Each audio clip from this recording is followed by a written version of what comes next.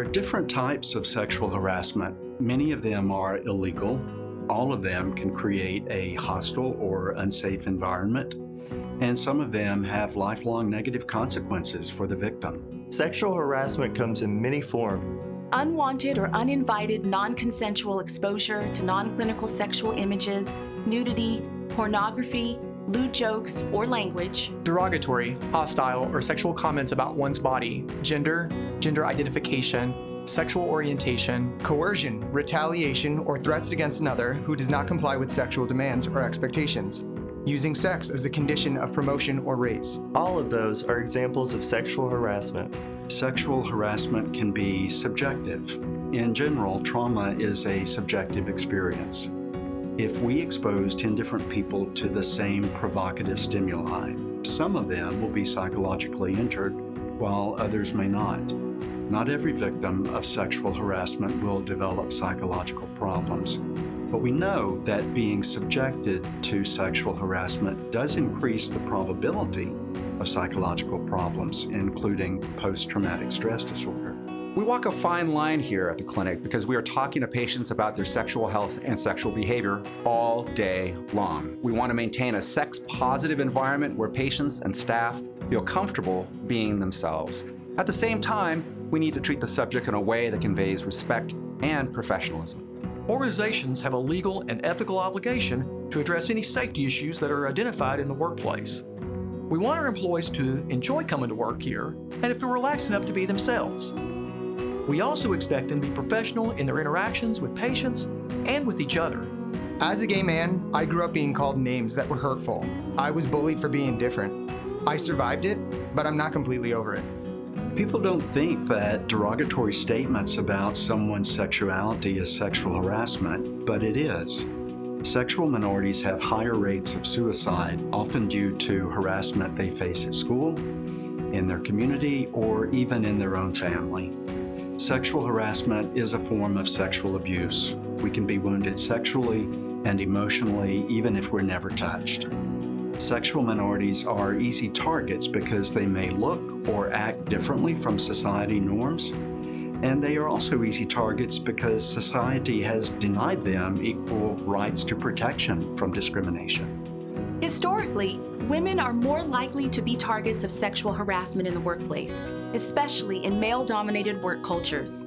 Sexual harassment diminishes a person's worth by reducing them to a target object instead of treating them like a whole person. Stay aware of where you are and who is around you. It's simply about being respectful. Guard your impulses, watch your language, keep your hands to yourself. Call people by their name. Most of this you should have learned in kindergarten. Here at the Music City Prep Clinic, we have policies in place which address discrimination, harassment, and bullying. We believe that all team members should enjoy a positive working environment that is free from discrimination, intimidation, and unlawful harassment. Frankly, this kind of behavior is completely counter to our core values and has no place at the clinic.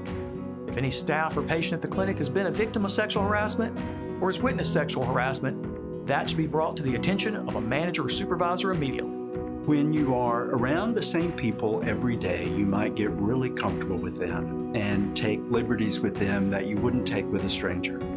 Comments, jokes, teasing may all seem okay when you think you know how the other person will respond.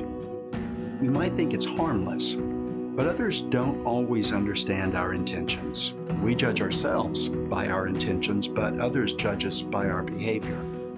Sexism, racism, homophobia are all woven into American culture and sometimes get normalized. We're having to retrain ourselves to be more mindful of our own behavior and how that might be perceived and experienced by others.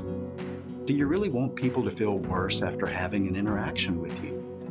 Do you want people to feel intimidated by you? If so, what does that say about you? Men can also be victims of sexual harassment by women or other men. No one should be subjected to unwanted or offensive comments or touch. Do you have explicit consent from everyone present to tell the joke, show the picture? Is there anyone present who might feel harmed by your action? It is fine to have fun at work, but this is a professional environment where people need to act like professionals. In any setting, but especially a setting like Music City Prep Clinic, where we are treating patients with sexual health concerns, Sexually harassing behavior cannot be tolerated. Staff and patients here need to feel safe physically and emotionally. That is an important aspect of quality healthcare delivery. So what should you do if you feel uncomfortable with the speech, displays, or actions of others? First step is to explain to the person that you find what they're doing to be offensive and ask that they stop. People are often unaware that their words or behavior are offensive to some people, and they'll stop when asked politely. If they don't stop the behavior, or if you feel too uncomfortable to approach them about it directly, the next step is to report the situation to the Human Resources Manager, the Executive Director, or another member of management. The HR manager will promptly investigate the matter and get back to you. Our goal is to bring the matter to a satisfactory conclusion. If our investigation confirms that harassment, discrimination, or bullying has occurred, corrective action may be taken up to and including termination. However, if you don't feel like you're getting the results that you need, or you're not satisfied with the results, please inform the Human Resources Manager or Executive Director if you have not already done so. It's understandable that sometimes people might be afraid to report uncomfortable incidents because they're afraid reporting a person in management or someone with influence could result in them being the subject of further harassment.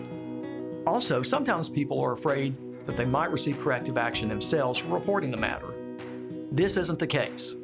Not only does the law protect people from retaliation for reporting legitimate concerns, even if the investigation concludes that the incident doesn't rise to the level of harassment or discrimination, but we have a genuine interest in the safety and comfort of all our staff members and patients. We also have a real business need to protect the reputation of Music City Prep Clinic. Therefore, we will actively protect you from retaliation when you bring matters to our attention. We want everyone who comes in contact with the clinic to feel safe and welcome.